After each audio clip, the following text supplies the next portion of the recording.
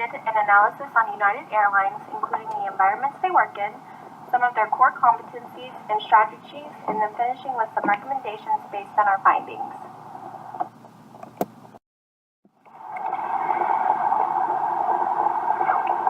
United Airlines is owned by the company United Continental Holdings, following a merger between United and Continental Airlines in 2010.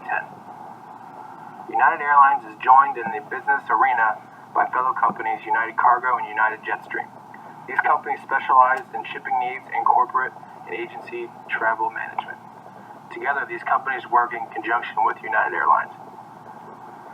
Since the merger in 2010, United has gone through many different management changes and have been at fault in many public stories.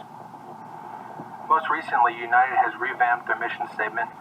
The new mission statement is to provide a level of service to our customers that make us a leader in the United airline industry.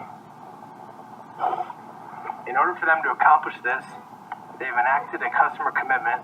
United Airlines wants to make every flight a positive experience for our customers. There are 12 commitments that United plans to support their employees. A few of those commitments are to notify customers of known delays, cancellations, and diversions, deliver baggage on time, allow canceled reservations for a certain period after purchase, treat passengers fairly and consistently in the case of oversales, disclose travel itinerary cancellation policies and frequent flyer rules and aircraft configuration, notify customers about travel itinerary changes in a timely manner, and ensure responsiveness to customer complaints.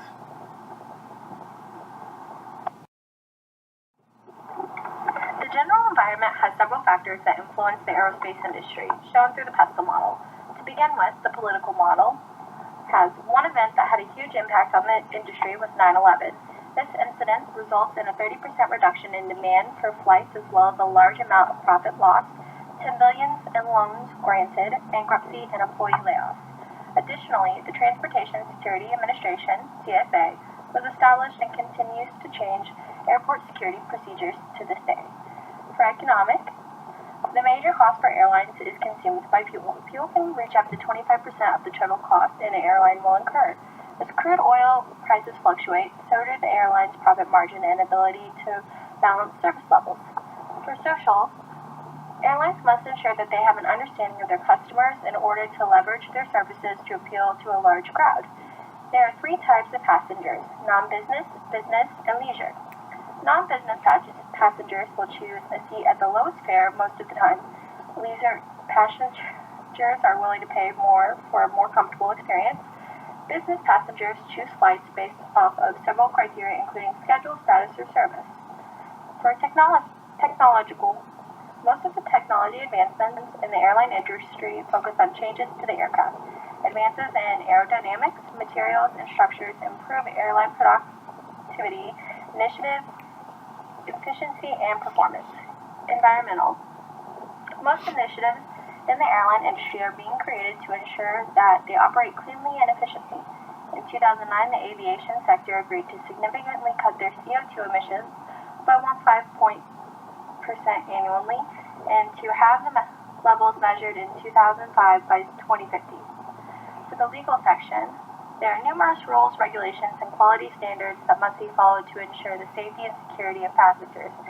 Compliance to these rules and regulations can increase the cost for airlines as they have to maintain specific levels of service and standards.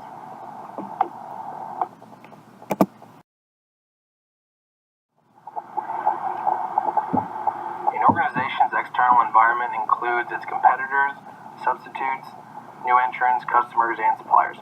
As you can see, United Airlines controls 15.8% of the domestic market share as of 2017. United trails in market share to its top three competitors, Delta, Southwest, and American Airlines. The main substitutes for airline transportation include cars, trains, and buses. The main factors that affect the traveler's decision to fly, drive, or ride include their value of money, time, or resources. It is extremely difficult for smaller airlines to compete with larger ones due to the rising oil prices, which account for 35 to 50% of an airline's cost. This makes it necessary for airlines to fill airplanes with passengers as often as possible, and smaller airlines simply do not receive enough traffic. Frequent flying corporations generate roughly half of United's revenue. These corporations are pushing for United to improve their customer satisfaction. United has some common suppliers such as Boeing, GE, and Rolls-Royce. These companies are limited so that the suppliers can charge generally high prices.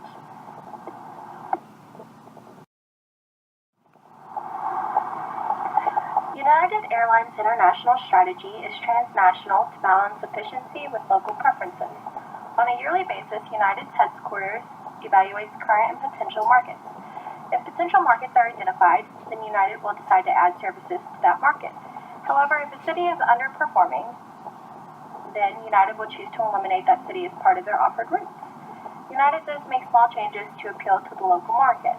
Some examples of these changes are food offering modifications to accommodate local diets, having an on-flight entertainment available in multiple languages, and flight crew native in the market's tongue to translate. The main goal of these modifications is to embrace the local culture in their onboard offerings. United's Premium Plus will be an option that will give customers more benefits, including free alcoholic beverages and an amenity kit. The more affordable options are designed to give travelers a more reasonable price without the fluff. The benefits that are sacrificed include the loss of the ability to select their seats or make changes to tickets. For the Star Alliance, the biggest threat to United's international strategy are state-operated/subsidized airlines, which are airlines that gain money from their government and do not need to earn a profit, and carriers that seek the weakest international regulations to gain a competitive edge. To combat these threats, United founded the Star Alliance. The Star Alliance is approximately 20 years old and is the largest airline alliance whose affiliate networks are globally dispersed. Star Alliance's purpose is to act as a clearinghouse for all members. For example, United does not have the ability to offer a route from Germany to Iowa due to the fleet or flight rights needed. However, Star Alliance member A has the fleet and rights to fly from Germany to Newark, but not Newark to Iowa. Since both United and SA member A are part of the Star Alliance, they can co-share passengers and both benefit by extending their routes and earning profit.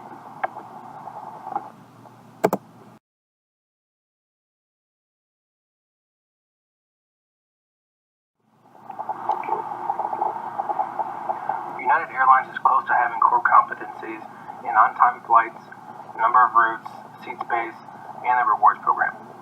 What stops them from having total core competency is that, for one reason or another, their resources are not valuable, rare, costly to imitate, and non-substitutable. In reference to on-time flights, United is a leader in this metric, but it is not rare or costly to imitate. In fact, many airlines are striving for the same standard. United is also a leader in the number of routes offered. This type of service can be substituted by other airlines or other modes of transportation. Seat space is an important issue for many flyers. United is near the top of the pack in this issue, but at this point it's easy to imitate for major airlines. Finally, United's Mileage Plus Rewards program is an average, for a lack of a better word. They don't offer any benefits that competitors like Southwest or American Airlines offer, but this metric has potential to become non-substitutable depending on what the benefits are added. Based on the few charts shown, United is reported to be the middleman when it comes to on-time arrivals and departures.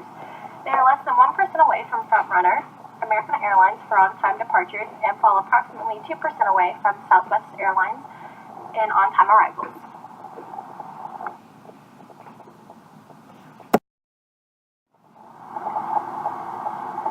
Aside from arrivals and departures, in-flight operations for all airlines has also changed. The figure on the left shows how seat sizes have changed disproportionately when compared to the changes in the human body. Even though bodies have increased throughout time, the seat width has decreased. Additionally, the legroom offered also varies based on airline.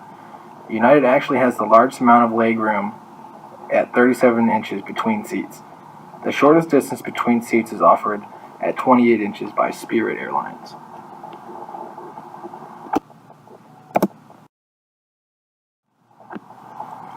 Based on Business Traveler's News annual survey of corporate travel managers and agents, United has shown to consistently score in the middle, ranking third overall within the 10 categories shown. Delta places first with an average score of 4.4, then American at 3.55, United at 3.54, and Southwest at 3.21.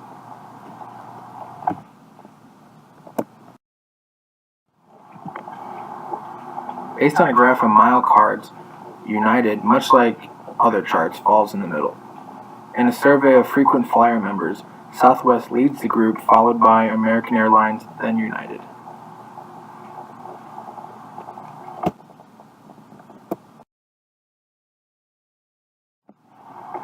Unfortunately for United Airlines, their core competencies have come from the many challenges and setbacks that they have incurred over past years.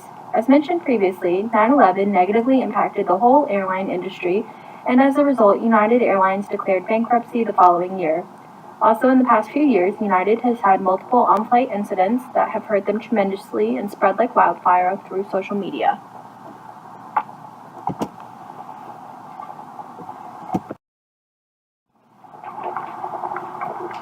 Due to negative incidents that have been highlighted in the media and mentioned in the previous slide, United's perception and customer satisfaction have decreased. The figure on the left shows United at the bottom of North American Airline Satisfaction Survey. Directly below American Airlines, US Airways, and Delta. Specifically, on April 11, 2017, there was an incident where videos were released showing a passenger being dragged off of a United Airlines plane. Shown on the right graph, this has caused United's stock to plummet. To this day, United's stock shows to be worth approximately $67 billion.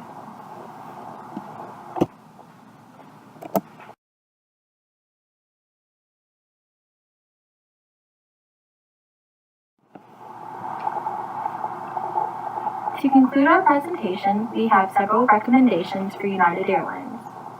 On improving core competencies, we suggest for on-time flights to improve the ability to predict and alert passengers of on-time flights and delays. We also suggest that they increase quality of routes to attract more business. As seat space continues to decrease across the airline industries, United Airlines would be leaving their competitors behind by increasing or even keeping their seat space the same in hopes of increasing the customer experience. By including special incentives for frequent flyers and an easier way to earn and retain miles, the Mileage Plus rewards program could easily boost the amount of flyers that United attracts. Their mission statement states, "Provide a level of service to our customers that makes us a leader in the airline industry." To follow that mission, we recommend that they put in policies that are more streamlined in dealing with customer experiences and issues. To uphold the commitments to employees, we recommend that United institutes new processes and procedures to allow them to follow the 12 commitment points that they have promised their employees that they would uphold. When United Airlines has a strong and consistent leadership in the organization, which they have lacked since the merger with Continental, they will see improved employee attitudes and will deliver on their mission to make every flight a positive experience for their customers.